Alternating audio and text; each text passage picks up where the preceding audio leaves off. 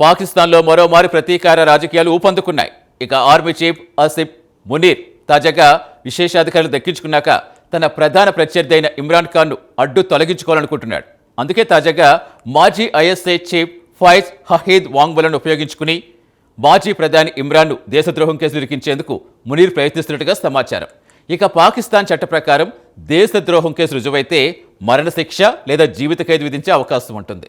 ఇక మునీర్ మాత్రం ఖాన్ వీలైనంత త్వరగా అడ్డు తొలగించుకోవాలనుకుంటున్నాడన్న టాక్ పాకిస్తాన్లో బలంగా వినిపిస్తోంది.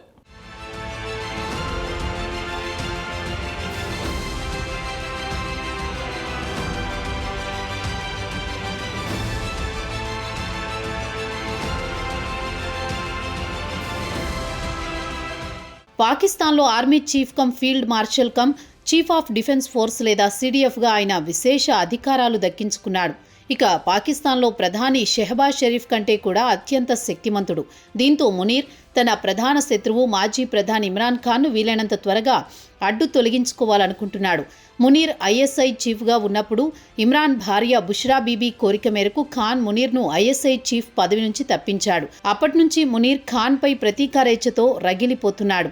మాజీ army chief Qamar Bajwa retirement అయిన తర్వాత ఆర్మీ చీఫ్గా మునీర్ బాధ్యతలు స్వీకరించాడు.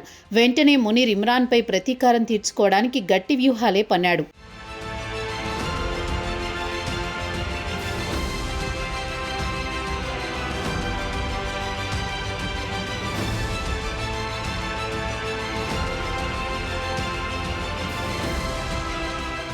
ప్రధాని పదవి నుంచి దిగిపోయిన తర్వాత ఇమ్రాన్పై పలు అవినీతి కేసులు నమోదు చేయించి జైలుకు పంపాడు. మునీర్ సుమారు 100 కంటే ఎక్కువ కేసులు ఆయనపై నమోదయ్యాయి. ఆయనతో పాటు ఆయన భార్య బుష్రా బీబీని కూడా జైలుకు పంపాడు. తోషాఖానా కేసులో ఇరువురిని అరెస్ట్ చేసి జైలుకు పంపాడు. ఇక తోషాఖానా కేసు విషయానికొస్తే ప్రధాని హోదాలో ఇమ్రాన్ విదేశీ పర్యటనకు వెళ్లినప్పుడు ఆయా దేశాలు ఇచ్చిన విలువైన గిఫ్ట్లు ఆయన ప్రభుత్వ ట్రెజరీలో జమ చేయకుండా అతి తక్కువ ధరకు సొంతం చేసుకున్నాడని ఆయనపై ఆరోపణలు గుప్పించారు. దీంతో పాటు బుష్రా బీబీ విషయానికొస్తే ఆమెకు అప్పటికే వివాహిత పిల్లలు ఉన్నారు.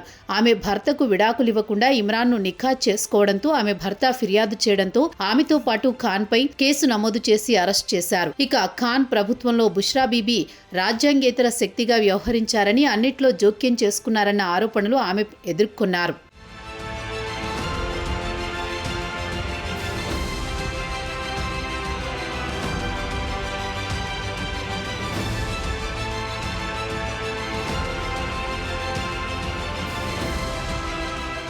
ఖాన్పై సుమారు 100 కంటే ఎక్కువ కేసులు నమోదయ్యాయి. బుష్రాపై కూడా లెక్కలేనన్ని కేసులు నమోదయ్యాయి. ఒక కేసులో బెయిలిస్తే మరో కేసులో అరెస్టు చేసి జైల్లోనే ఉంచుతున్నారు. ఇక తాజాగా ఐఎస్ఐ చీఫ్ ఫైజ్ హమీద్కు 14 సంవత్సరాల జైలు శిక్ష పడింది. మాజీ inter services intelligence director general అయిన ఫైజ్ను ఫీల్డ్ జనరల్ కోర్టు మార్షల్ గురువారం నాడు 4 ఛార్జీల కింద 14 సంవత్సరాల జైలు శిక్ష విధించింది. ఆయన ఐఎస్ఐ అధికారిగా ఉంటున్న సమయంలో రాజకీయ కార్యకలాపాల్లో పాల్గొన్నారని ఆయనపై అభియోగం మోపారు. దీంతో పాటు మే 2023లో రావల్పిండితో పాటు దేశంలోని మిలిటరీ ఇన్స్టాలేషన్స్తో పాటు మిలిటరీ కార్యాలయాలపై ఇమ్రాన్ మద్దతుదారులు దాడులు చేసి పెను విధ్వంసం సృష్టించారు. ఈ విధ్వంసంలో ఫైజ్ హమీద్ హస్తముందని ఆయనపై విచారణ కొనసాగుతోంది.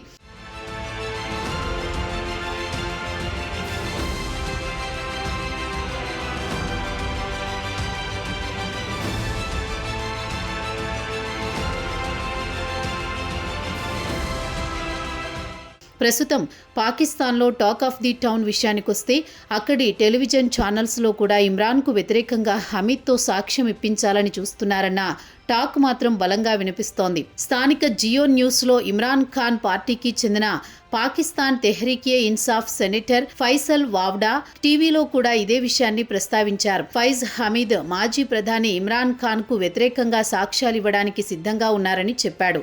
మాజీ ఐఎస్ఐ చీఫ్ను మునీర్ న్యాయపరమైన ఉచ్చు బిగిస్తున్నాడు. వేరే గత్యంతరం లేక ఖాన్కు వ్యతిరేకంగా ఫైజ్ సాక్ష్యం చెబుతాడని సెనేటర్ జియో న్యూస్తో చెప్పారు. ఇక మే 9, 2023లో ఇమ్రాన్ ఖాన్ అరెస్టుకు నిరసనగా దేశవ్యాప్తంగా ఆయన మద్దతుదారులు పెను విధ్వంసం సృష్టించారు. లాహోర్తో పాటు రావల్పిండి మిలిటరీ హెడ్ క్వార్టర్స్పై దాడులు చేశారు. మిలిటరీ కార్యాలయాలను ధ్వంసం చేశారు. ఈ విధ్వంసం వెనుక ఖాన్తో పాటు ఫైజ్ హమాదీలు ఒక పద్ధతి ప్రకారం దాడులు చేయించారని, ఆర్మీ చీఫ్గా అసీం మునీర్ గద్దెదించడానికి చేయించిన ప్రయత్నమని మునీర్ ఆరోపిస్తున్నాడు. కాగా అసీం మునీర్ మాత్రం ఈ విధ్వంసం వెనుక ఖాన్ ఒక్కడే కాదు, హమీద్ హస్తం కూడా ఉందని ఆరోపిస్తున్నాడు. ఇక అసలు విషయానికొస్తే ఇమ్రాన్ ఖాన్ మాత్రం తన అరెస్టుకు నిరసనగా దేశవ్యాప్తంగా ఉన్న తన పార్టీ మద్దతుదారులు, అభిమానులు రోడ్డుపైకి వచ్చి నిరసన తెలపాలని కోరాడు. అది కాస్త వికటించి విధ్వంసానికి దారితీసింది. దీన్ని మునీర్ తనకు అనుకూలంగా మలుచుకున్నాడు.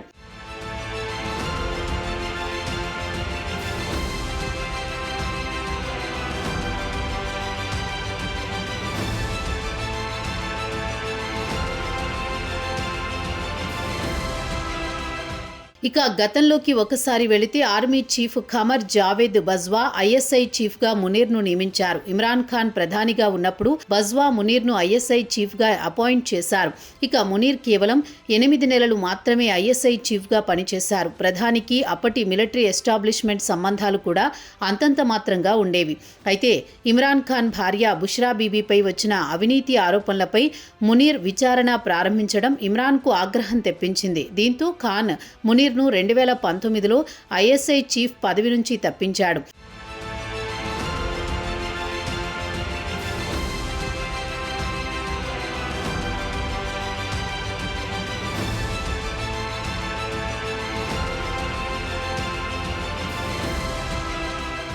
ఇదిలా ఉండగా ఏప్రిల్ 2022లో ఇమ్రాన్పై అవిశ్వాస తీర్మానం మోపి ఆయనను రాజీనామా చేయించారు బజ్వా. ఇక ఖాన్కు మిలిటరీకి అసలు పడేదే కాదు. పాకిస్తాన్లో స్వాతంత్ర్యం వచ్చిన తర్వాత అక్కడ పెత్తనమంతా ఆర్మీ చీఫ్లదే.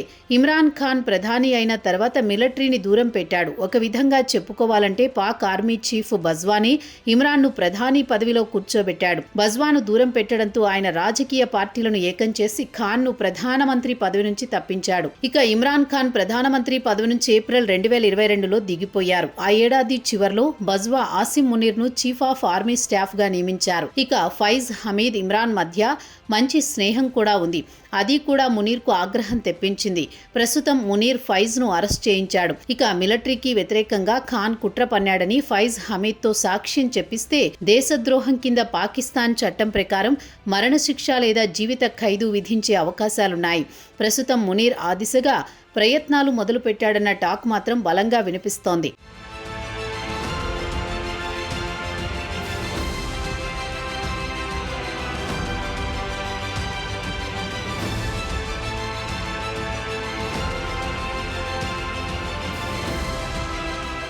పాకిస్తాన్ జైల్లో ఖాన్ను అత్యంత దుర్భర పరిస్థితుల్లో ఉంచారని యుఎన్ ప్రత్యేక ప్రతినిధి ఎలైస్ జిల్ ఎడ్వర్డ్ ఆందోళన వ్యక్తం చేశారు. మాజీ ప్రధాని హోదాలో అంతర్జాతీయ ప్రమాణాల ప్రకారం ఖాన్ను సకల సదుపాయాల అందుబాటులో ఉంచాలని ఆయన ఒక ప్రకటనలో పాక్ ప్రభుత్వాన్ని కోరారు. రావల్పిండిలోని అడియాలా జైలుకు తరలించిన తర్వాత పరిస్థితులు మరింత దారుణంగా తయారయ్యాయని ఆయన అన్నారు. ఆయనకు దీర్ఘకాలం పాటు ఏకాంతంగా సెల్లో ఉంచుతున్నారని, ఏకంగా 23 గంటల పాటు సెల్లో ఉంచుతున్నారు. బాహ్య ప్రపంచానికి దూరంగా ఉంచడం వల్ల ఆయన మానసిక స్థితి దెబ్బతింటోందని ఆందోళన వ్యక్తం చేశారు. నిరంతరం ఆయనపై నిఘా పెడుతున్నారని ఎడ్వర్డ్ తెలిపారు. ఆయనను మానసికంగా, శారీరకంగా హింసిస్తున్నారని, వెంటనే ఆయనను అంతర్జాతీయ ప్రమాణాల ప్రకారం అన్ని సదుపాయాలు కల్పించాలని ఆయన పాక్ ప్రభుత్వాన్ని డిమాండ్ చేశారు. మరి పాక్ ప్రభుత్వం ఎవరి మాట వినే పరిస్థితి ప్రస్తుతం కనిపించడం లేదు. మొత్తానికి ఖాన్ను పరిస్థితులు అనుకూలంగా లేవు. మరింత ప్రమాదంలో కూరుకుపోయే అవకాశాలే కనిపిస్తున్నాయని చెబుతున్నారు రాజకీయ విశ్లేషకులు.